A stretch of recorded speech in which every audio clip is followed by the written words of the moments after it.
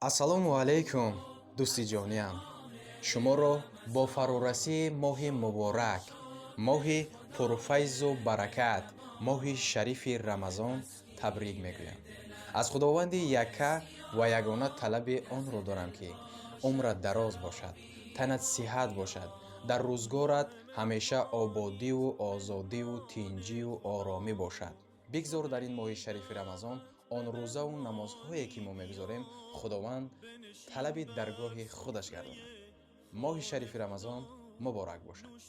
агар ман низ яке аз дӯстони ту бошам, ин наворро ба ман равон кун. ассалому алайкум ва раҳматуллоҳ. ماه مهمانیست مهمان خدا شده ای دعوت به مهمانی بیا بنشین بر سفره خانه خدا نوش جان کن.